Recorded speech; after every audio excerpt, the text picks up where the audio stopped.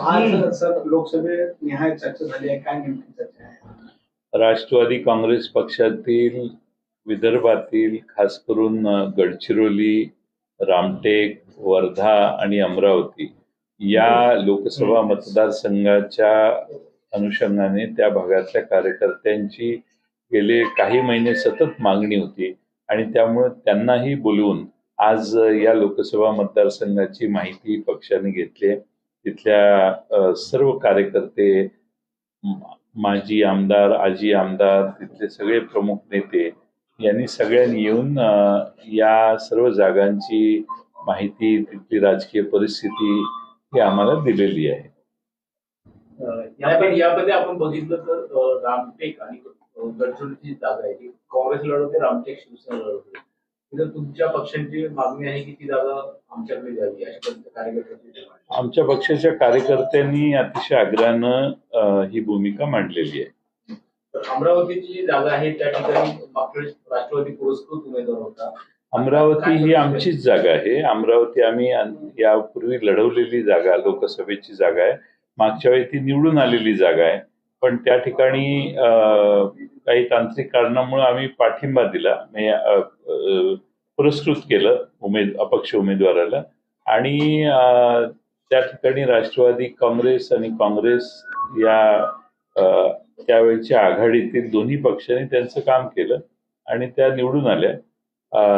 त्या आता पक्षात नाही आहेत किंवा पक्षाशी त्यांचा काही संबंध नाही, पण तिथले कार्यकर्ते मात्र आज ती जागा लढवण्याचा आग्रह करतात. सर, गडचिरोली आणि वर्धा या मतदारसंघामध्ये काँग्रेस पक्ष लढत आहे आणि काँग्रेस पक्षानेही जे त्यांचा सर्वे केलाय त्याच्यामध्ये त्यांना पुढे पाहायला मिळालाय. त्यामुळे तुम्ही त्या ठिकाणी जर क्लेम करत असाल तर मग काँग्रेस पक्षाला ती जागा सोडावी लागेल किंवा तुम्हाला सोडावी लागेल, यामध्ये कसं समजून?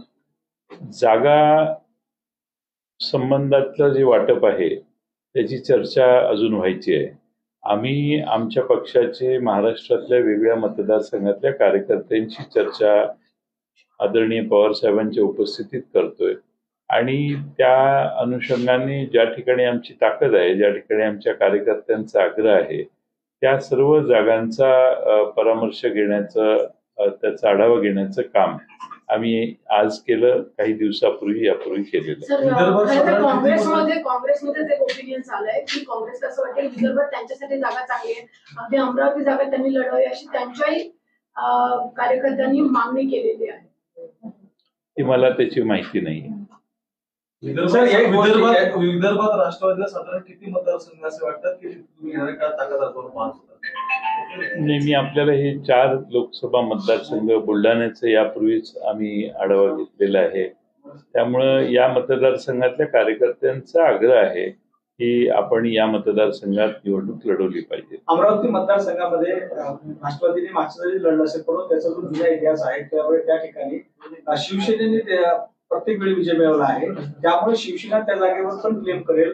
मग तुम्ही कसं म्हणतात की अमरावती जागेवर ही आमची जागा आहे? कारण लढताना शिवसेना आणि राष्ट्रवादी काँग्रेस पक्ष दोन्ही वेगवेगळे लढवते, आता एकत्र आहे. तुमच्या प्रश्नातच त्याचं उत्तर आहे की आम्ही पूर्वी हा मतदारसंघ लढवलेला आहे आणि विजयी झालेला आहे. ठीक आहे, आमचे उमेदवार जरी तिथून आमच्याबरोबर आज नसले तरी आमच्या पक्षाने तिथं विजय मिळवलेला आहे, ही वस्तुस्थिती आहे. सर, सध्या राज्यामध्ये जाहिरातीवरनं वाद झालेले आहेत. जे दोन्ही मुख्यमंत्री, उपमुख्यमंत्री कोणाचं नेतृत्व काय करणार यावरनं सध्या वाद झालेत. आपण कशा पद्धतीने? परवा एकनाथ शिंदे यांच्या अननोन, माहीत नसणाऱ्या अशा समर्थकाने एक जाहिरात दिलेली आहे आणि त्यामध्ये देशात नरेंद्र आणि राज्यात शिंदे, नरेंद्र मोदी साहेब आणि राज्यात शिंदे या दोघांचाच नावाने ती जाहिरात केलेली होती आणि एकनाथ शिंदे यांनी आपली महाराष्ट्रातली लोकप्रियता देखील त्यामध्ये कथन केलेली होती. त्यामुळे सगळ्यात लोकप्रिय नेते म्हणून एकनाथ शिंदे, त्यानंतर देवेंद्र फडणवीस, म्हणजे देवेंद्र फडणवीसांना त्यांनी आता मागे टाकलेलं आहे. हे त्यांचे जाहिरातीतून समोर आलेलं आहे आणि मला असं वाटतं की त्याच्यामध्ये थोडेसे बहुतेक माझा असा अंदाज आहे की डोळे वटारण्यात आलेले असावेत आणि डोळे वटारल्यानंतर लगेच आज नवी जाहिरात आलेली आहे. त्यात दोन्ही पक्षाची चिन्ह आहेत आणि खाली एकनाथ शिंदे यांचे सर्व सहकारी यांचे फोटो आहेत. रोज जाहिराती करत असताना महाराष्ट्रातल्या सामान्य जनतेची दुष्काळी परिस्थिती अनेक भागात आता निर्माण व्हायला लागली आहे. पाण्याचे साठे कमी होत आहेत. याबद्दल या सरकारला काही देणं घेणं नाही. वर्तमानपत्रात रोज सकाळी पहिल्या पानावर यांचीच दर्शनं महाराष्ट्रातल्या जनतेला घ्यावी लागतात आणि सतत लोकांना पहिल्या पानावर आणि टीव्हीवर सतत या सर्वांचे चेहरे पाहायला लागतात. त्यात काही हरकत नाही, आम्हाला त्याच्याबद्दल काही हे नाही.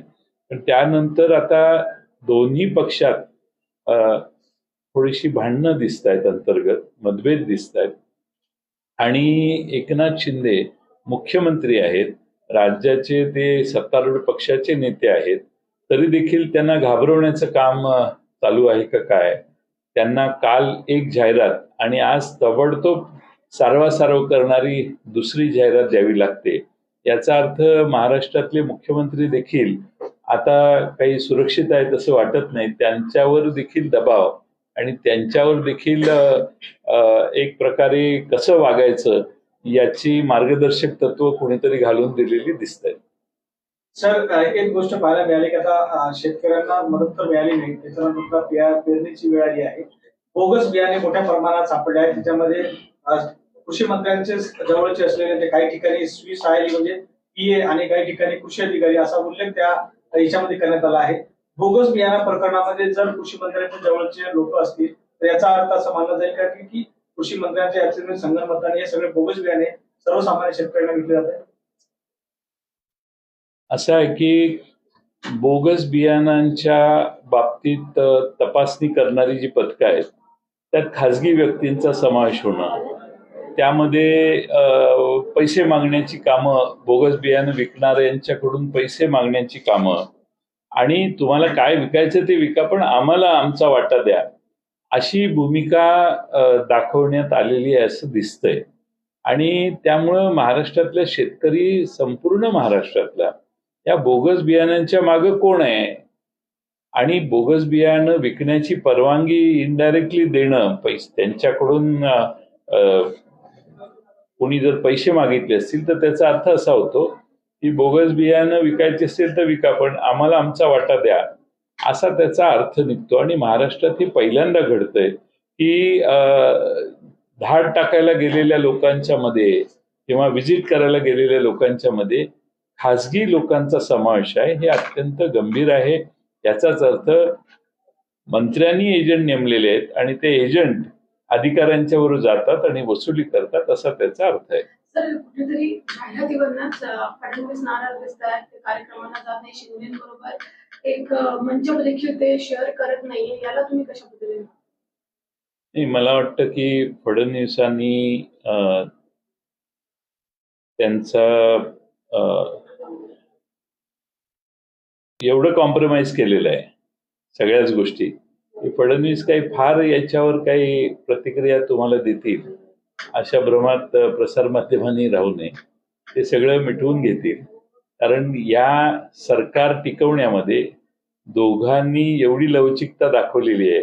कारण त्यांना महाविकास आघाडीची एवढी भीती वाटते की काही झालं तरी आता आपण एकत्रित राहिलो पाहिजे, नाहीतर आपलं काही खरं नाही.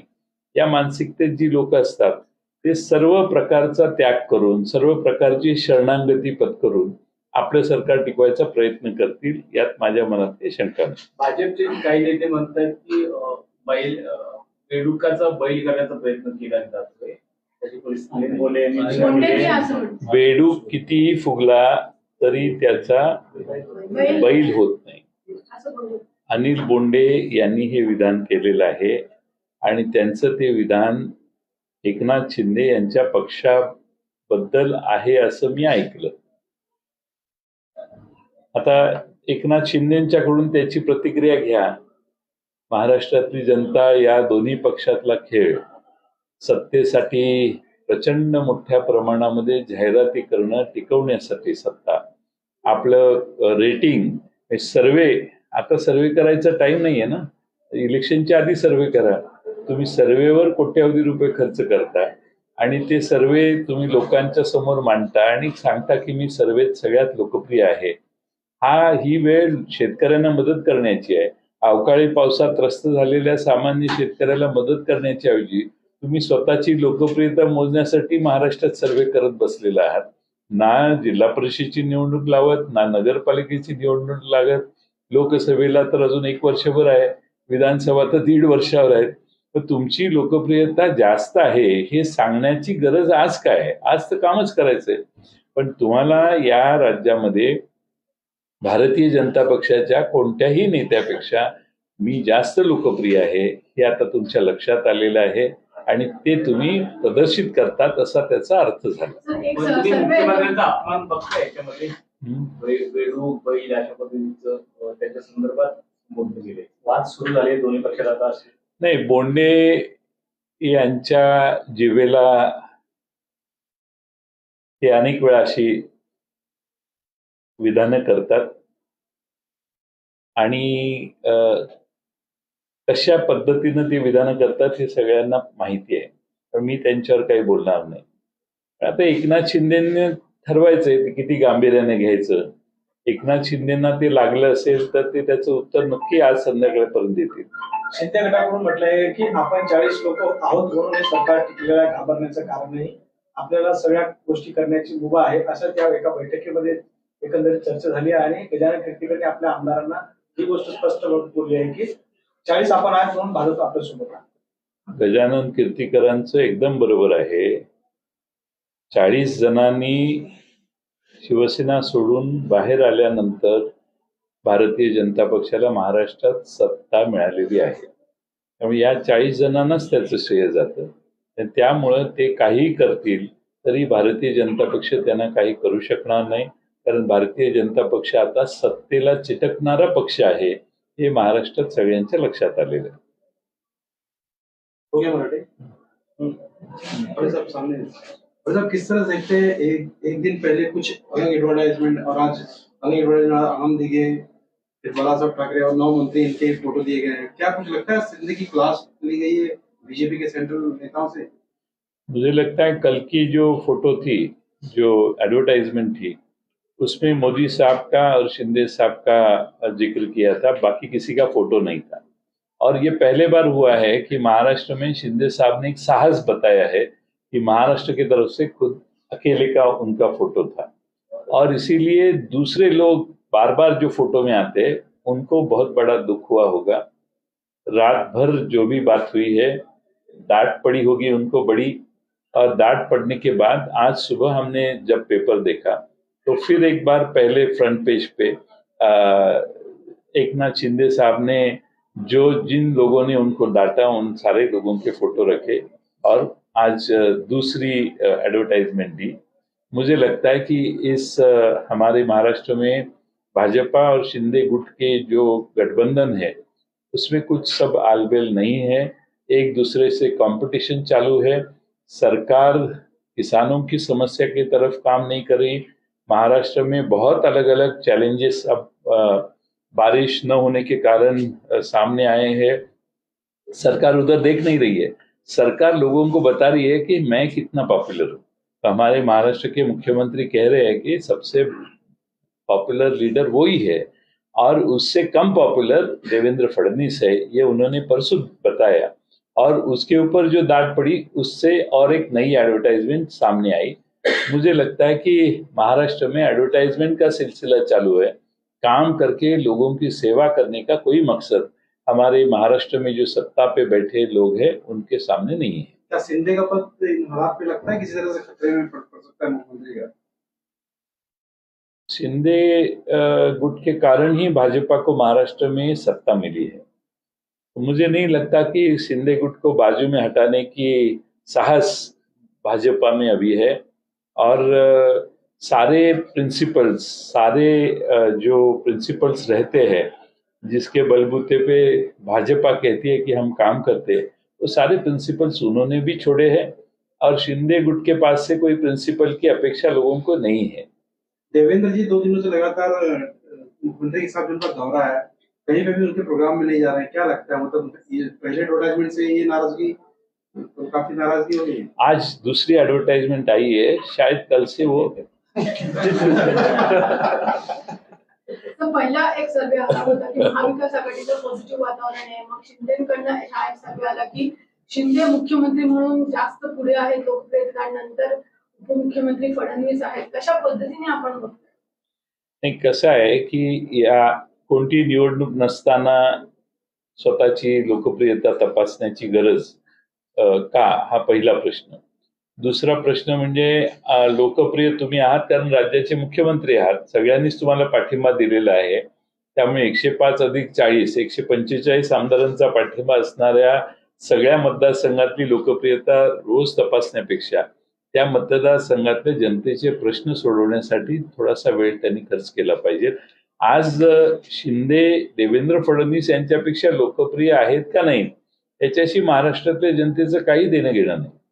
पण आता एकनाथ शिंदे साहेबांनी देवेंद्र फडणवीसांना ओव्हरटेक केले, ते बरेच पुढे गेलेले आहेत आणि देवेंद्र फडणवीसांची लोकप्रियता आता मागे राहिलेली आहे. ही परिस्थिती परवाच्या जाहिरातीतनं समोर आलेली. और साहब ये बात ये है कि महाराष्ट्र की जनता सब देख रही है जिस तरह से पैसे एडवर्टाइजमेंट किए जा रहे हैं, चुनाव के तारीख और दिन अभी तक दूर दूर तक दिखाई नहीं दे रहे हैं, फिर भी इस तरह की एडवर्टाइजमेंट को क्या किस तरह से लिया जाए? नहीं, महाराष्ट्र के पिछले बजट में 1000 करोड़ का प्रावधान एडवर्टाइजमेंट के लिए किया गया है. 1000 कोटी 998 करोड़ की ऐसे कुछ तो राशि है.